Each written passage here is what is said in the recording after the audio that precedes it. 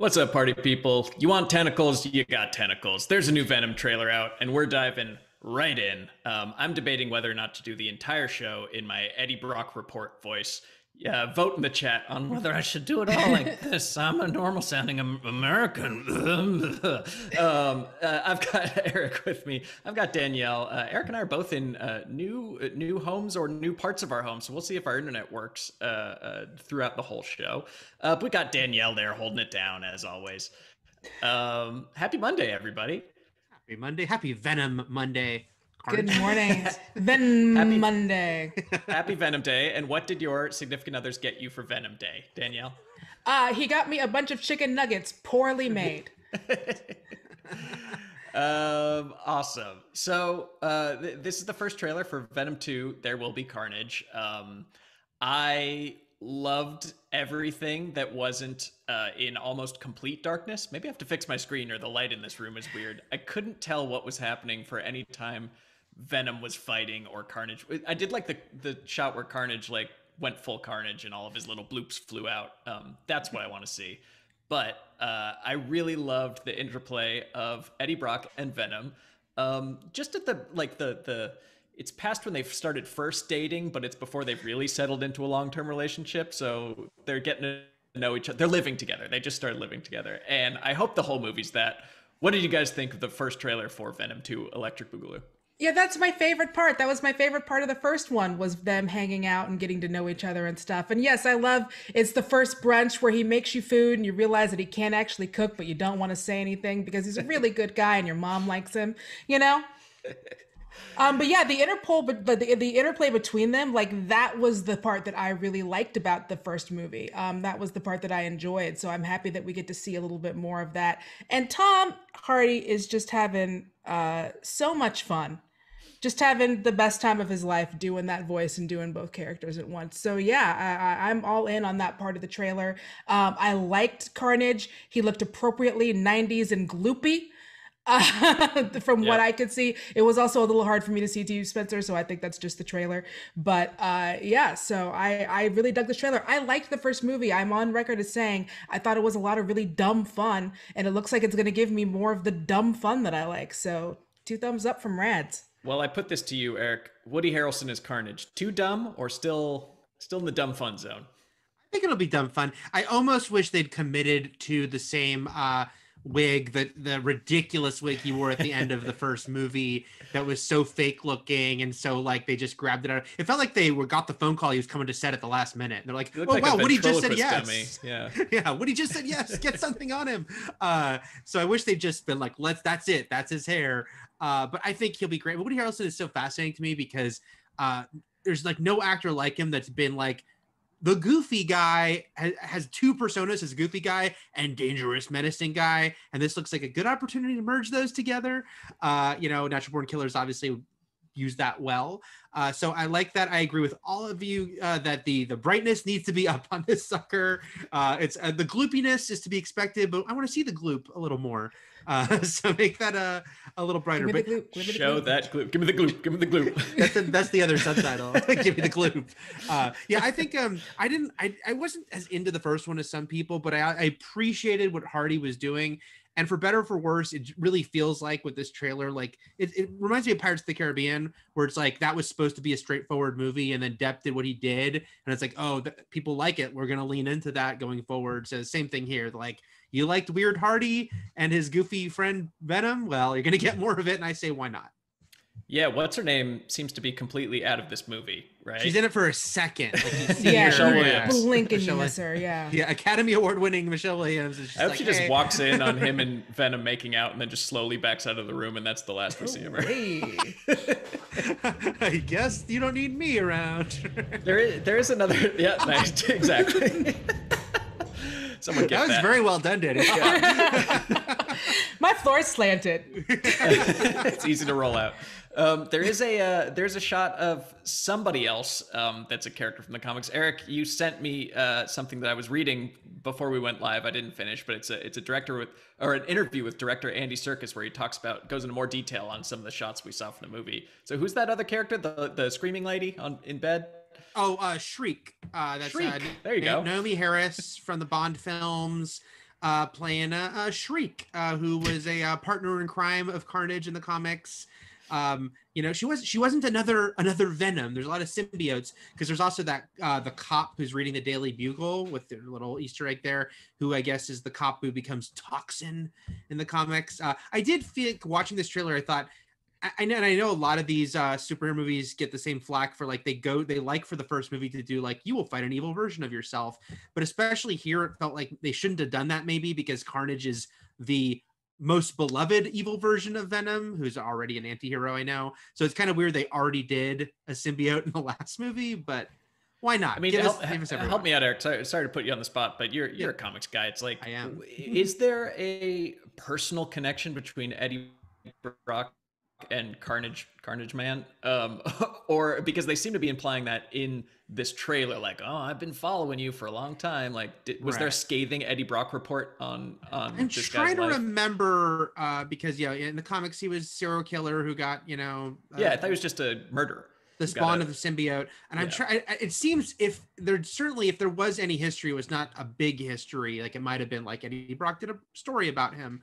But yeah, it seems like here they are saying that there's more, that I mean, we know he went to see him at the end of the last movie, but maybe he's seen him a bunch of times, but I think they're also going to maybe do some prior connection or something, right? Maybe he did a scathing review of his wig, and that's why he changed out and became this guy's killer. Hair is ridiculous. I gotta go again, guys. If we're doing Keaton people for scathing wig reviews, Eric, you mentioned the Toxin, the cop reading the Daily Bugle. Sure.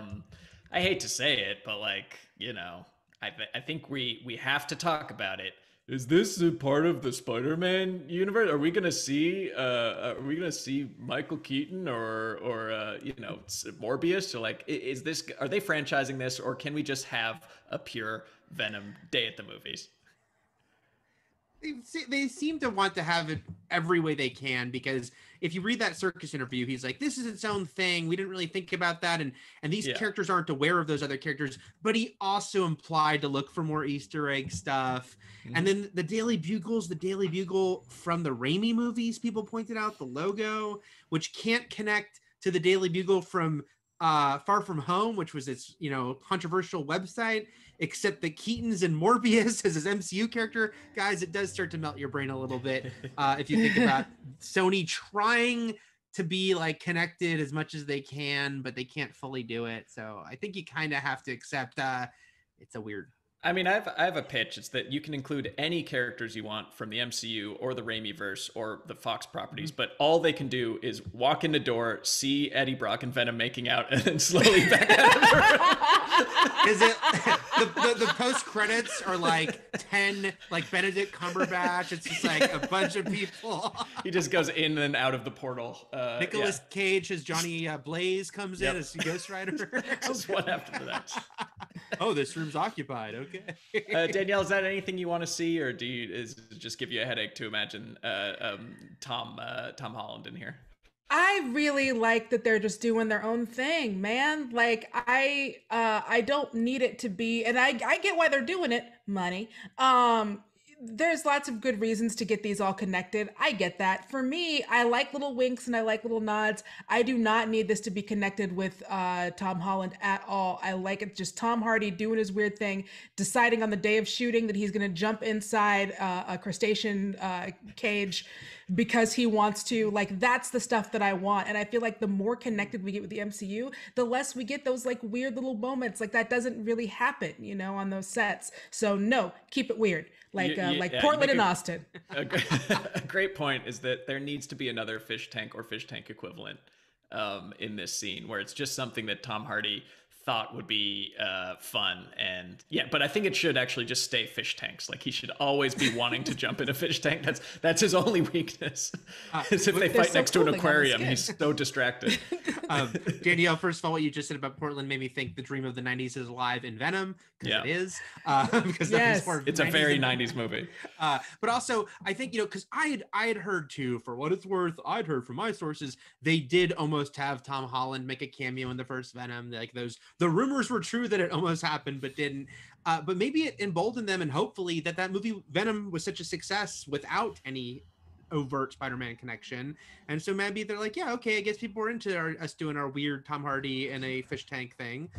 So give him 20 fish tanks. Why not? Give the man 20 fish tanks. I can't wait for trailer number 2 to be all fish tank all the time. It's just the final fight is Carnage and Venom and an aquarium.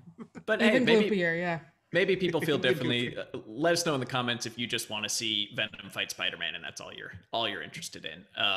And if you are, stick around to the end because we'll answer your questions. And thank you so much for watching to this point. Please please subscribe, hit that bell, and you'll never miss another hard-hitting analysis like this one. Speaking of hard-hitting analysis, some other bits and bloops came out in the world of the entertainment in the last day. We got a teaser for Stranger Things Season 4. Which is a prequel, or at least it's a flashback to 11's time in the Rainbow. What's it called? The Rainbow Room, or is that the bar on Sunset Boulevard? Both, right? Anyone is at the Rainbow Room. So yeah, she's probably going to be getting drinks with Lemmy from Motorhead if it's anything like the Rainbow Room on the Sunset Strip. Also, the whole thing is an 80s flashback, so the parallels are all there. This didn't give us much. You saw some. I wish it was like a longer montage of 80s toys that they were playing with. You think that'd be a layup for Stranger Things? Like then somebody takes a long, slow sip of Ecto Cooler and then does a skip it. But it does seem like this will focus on 11 origins even more. And it's been so long since season 3, I kind of forgot what happened. So have they waited too long in the hype for the show in general? I mean, I think they can get it back. I think, again, even with the mysterious Netflix numbers, which they will never give us, Stranger Things was clearly a huge hit, hugely popular. And I think it kind of proves it by the fact that they actually do early teasers for this sucker. These days, Netflix likes to put out like a trailer for a show 3 weeks before it debuts and almost like announce to most people it even exists sometimes right before it debuts. But with Stranger Things, they put out that Hopper teaser when they started production pre-pandemic.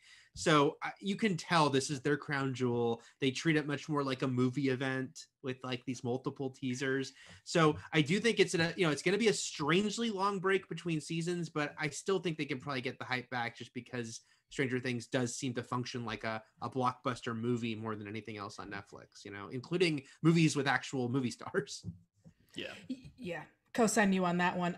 But I do think it's a little bit long. I'm like you, I also kind of forgot, but it also gives me a time to like get in a good refresher. So it's a good reminder that this is coming and that we can kind of start getting pumped up for it. I am excited for it though. I don't think it's so long that I've lost my enthusiasm because like you said, seeing all the babies playing with the baby toys and then seeing 11 open her eyes, I had a thing where I got very excited, very pumped for it. That's true. I wonder if they're going to do that weird sort of creepy thing they did in It Chapter 2 of de-aging very young people. I was going to say, I was wondering about that. Like teenagers to look like pre-teenagers, which is bizarre. Ooh, that's Renesmee level stuff. Millie Bobby Brown, I don't know how old she is, but I know that when they started the series, she was like, they were all babies when they started. And now, granted, you said they started filming pre-pandemic. Which probably helps. Started, I think they were a few weeks in when the pandemic started, But creepily de-aged teenagers sounds like just the kind of thing that would make me tune in. But there's other films and things coming out. We have there's a big Hollywood Reporter piece on DC movies suggesting that there will be a Joker 2 and a Detective Pikachu 2. Yay or nay on those two films? Wait, no, the Detective Pikachu 2 is a separate thing where Justice Smith said he doesn't think it's going to happen. Oh, that sucks. What? Yeah. Why? Maybe without Justice Smith, but come on.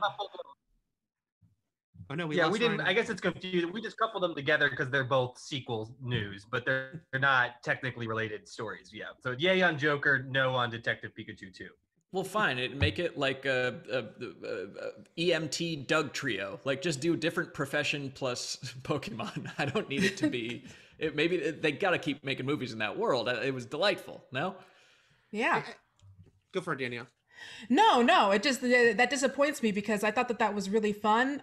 Even though some of in my opinion, not all of the Pokemon translated well to looking as realistic as they did, but that was like such a huge nitpick because otherwise I really enjoyed the world of the movie. That does genuinely bum me out.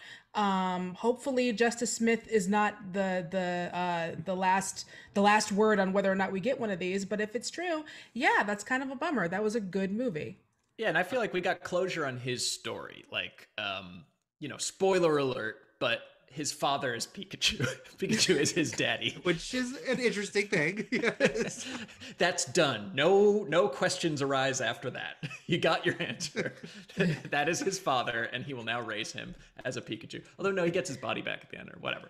But I genuinely do hope that they stay in the world that they created, because they did a really good job of melding the two, of having humans and Pokemon, believably interacting with each other. And you got Ryan Reynolds. Let's get Danny DeVito to play Zapdos and have him follow around a young woman who wants to be a photojournalist. There, done.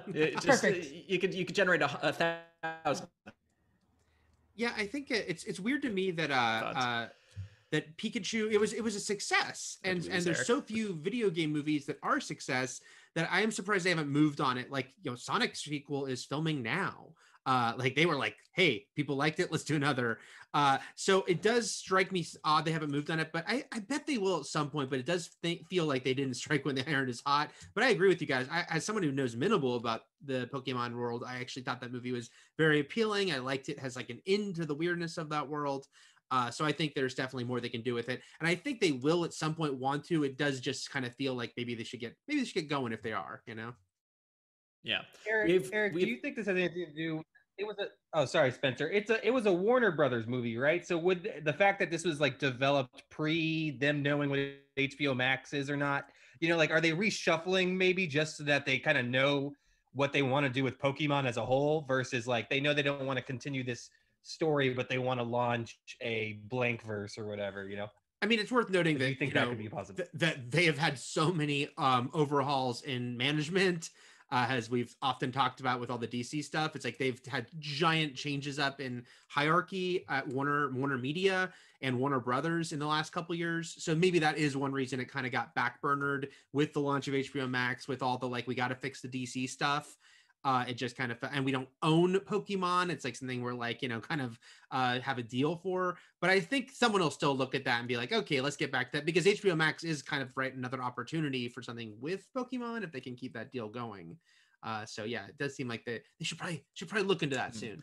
But also, and no offense, but what does Justice Smith know? Like, he might be the last person to find out if what stage of development this movie is in at Warner Brothers. So we'll keep hearing to the streets. All right, no, I interrupted. My bad. Move on. Oh, well, yeah, I want to talk about Joker. I want to talk about Joker stuff. Because I think I'm the only Joker defender here. The Joker defender has logged on. I love the Joker. I liked it. And I would love to see them pick up and do the actual, do some of the connective tissue between Arthur Fleck, Laughing Man, who who bombs on stage and ran out of an insane asylum, to the Clown Prince of Crime. I would love to see that movie after the one we just saw. I think that'd be incredible. Him fighting a child Batman would be great. I think it'd be an equal match. I want to see him fight a teenager. I would love to return to that world. I think it's a no-brainer. Maybe not creatively, I don't know, but certainly a no-brainer for the studio who made all the money off of spending very little. I think that they would probably put a little more into it and see if lightning can strike twice. But I think you guys might feel a little differently. Do you think this is dumb and just pure greed, or do you think there's anywhere interesting to go with Joker 2? I think it could be interesting. I'd like to see what they do with it and how they handle it for sure, because I didn't hate Joker. It just wasn't hugely for me. But I enjoyed parts of it. So I would be interested if they do decide because there are ways that you can go with it. Where is it that he's just playing this figurehead of this uprising, or does it become that he really becomes into crime himself? It would be interesting to see that character actually trying to commit crimes and do those big Joker speeches and all the things that you love about Joker. So I'm interested to see what it would look like, because I honestly couldn't call which way you would go on that. And that makes me that's exciting for me, that I couldn't tell you which way they would decide to take that character. That's interesting. Yeah, I like Joker. I was a fan of the film, but of course, I also find it very funny that when all the pre-release stuff was like, "This is a one-off. This is no franchise connections. We're doing our own thing," and then it makes $1 billion, and they're like, "Hey, what do you mean no franchise?" It is funny because the movie was so clearly designed. I guess, yeah. Again, spoilers for Joker, but yeah, it's like it was designed you could tell it to be its own thing because it's like he's such a mild-mannered guy, but it's like how society, which we live in, breaks people. And he becomes Joker, but like you said, Spencer, his Bruce Wayne is so young compared to him. So you felt like that movie was not designed to make a sequel because it wouldn't have to deal with any of that. It's just like, this is how Arthur Fleck became broken and became the Joker. Farewell. But now if they have to do a sequel, it is almost an interesting challenge to see where they go with it. Because yeah, I am kind of curious. Okay, he's got a bunch of followers, but he's not a crime lord in any way yet. So how do you maybe show that evolution? I'd even watch him just like Mr. Beaning his way through becoming a crime lord because like he doesn't want in, but like his followers maybe make him do it, and he's just kind of like a Chauncey Gardner, like just stumbling into being the Prince of Crime. I think there's a lot of fun ways you could do Joker too, but I guess we'll see. And I think it depends on like if Joaquin Phoenix wants to do it. I doubt he signed on to do a franchise, but if he wants to come back, I'm in there. I'm all in for more Joker stuff. And they will pay him a lot of money, I'm sure. Yeah. What say you, chat? Let's see what you guys have been asking about throughout the show. Stephen H. writes, has anyone watched The Bad Batch? I have not. Have you guys? Not yet. Mm-mm. I have. What do you think? Shocker. No, I really dig it. I mean, as a big Clone Wars fan, I'm very happy to see such a direct continuation, including like the visual style of it. It feels like it's almost another season of Clone Wars, but just hyper focused in a way that show wasn't. And yeah, I'm intrigued by it, and I think it's a good area to explore. And I mean, I did an interview with the producers, and we talked about how this show can directly explain what happened, why they got rid of clones, why they started using stormtroopers, because there's reasons you feel like maybe that wouldn't be practical, but the show, like the first episode, immediately started dealing with that. So I'm excited by all that stuff, and I'm not wary. I know some people were like, "There's a kid," but I'm like, Ahsoka was a kid, and Ezra was a kid. They always have a kid, and then you love him eventually. So I'm not worried about that. It's such a studio note to be like, it's for kids. Why is there no kid? Otherwise, the kid won't know what kid to sympathize with. Right. Every time. I didn't. Kid stays in the Star Wars. Yeah, the kid stays in the Star Wars. Let's see what else. D.A. Brockus asks, if you were transformed into a talking Pokemon, which Pokemon would you be? And what would your profession be? Adding that one. Jigglypuff night lounge singer, right? Yeah, that was yep, for sure. That seemed like a good gig. What's what's the turtle's name? Oh, sorry, Spencer. Blastoise. Well, it would be like a Squirtle, Erica. It depends on your stage of evolution. You could take your pick.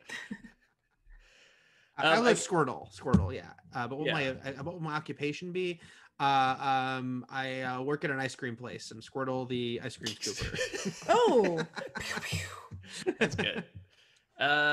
Man, I mean, all of my Pokemon knowledge is all first generation. I know that now they've run out of Pokemon ideas, and they're like, you're a stapler, you're Staplemon, and like you staple things together. But I guess I'll go back to Psyduck, and I'll work in customer service and just be like, I can't take it. I just feel like I'd be a customer service Psyduck with a migraine. That feels like I can voice that. I can't wait to see him quit. Little Buddha asking us for help. He's probably got a pitch meeting in an hour, and we gotta do his work for him. Little Buddha asks, how would you adapt Pong to the big screen? Congratulations, Little Buddha, on your writing assignment. We'll help you out. What's Pong the movie to you guys? Well, there's got to be obviously just the basics. There's got to be a championship. I like the idea that are we anthropomorphizing these Pongs, or is it going to be that we've got two people, one of them and they play the game Pong professionally, and then they fall in love over a Pong player. I want it to be the first, but the safe choice is the second, because like you could real steal it. You could have Hugh Jackman like being a guy who like goes like this, and then the paddle goes to the right. But I want Hugh Jackman to play the paddle. I'm casting Hugh Jackman as the paddle. Go on, proceed. Oh, and then obviously, if it's Hugh Jackman, then he's got to have a son. He's a single dad, and he meets the love of his life on the other side of that pong table, and when also going like this. And then maybe like they accidentally hit, and it's like a fusion dance, and they realize how attracted they are to each other. Okay. But they've got to battle until the end because they both have something to lose because she's also a single mom. I guess. Yeah, but I feel like they have to meet out before they know that they're going to be rival paddles. They have to meet like at the village that they live and work in, where he's like blocking fish. He like freelances as like a dam where he like blocks salmon or like or something like where he's doing good for the land. But they drag him. Maybe she works for the corporation, but they meet outside of work and they fall in love. Yeah, all right, we got something here. Eric, anything to add? When I think of how would you turn Pong into a movie, my first thought, I think about Tron, where they have that kind of throwing game anyway. Yeah. But I'm like, I guess, make it one of those movies that's like the fantasy meets sci-fi movies where it's like another planet and it's like a ancient fantasy, except that you also can put in future tech. So Pong could be their like gladiator games. Yeah. So they're wearing like loincloths and stuff, but then they've got these cool like energy shield things that come up. I know the Pong purists aren't gonna love that. And if you lose Pong, it's a penalty of death. Okay. So it's intense.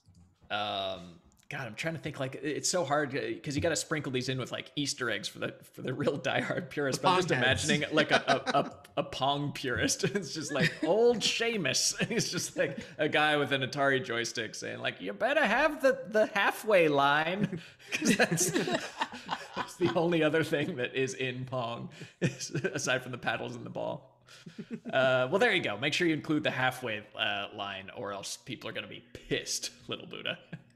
All right. Well, save your questions or development tasks for us for the next episode of SJU, which will be this Wednesday, because tomorrow we're doing honest trailer commentaries for a little film that is also based on a video game. There's your bonus clue. Eric, Danielle, thank you for sticking with me. I hope the internet worked well enough for you, the viewer, and for us here at home. And thanks so much for watching. We'll see you soon. Bye-bye.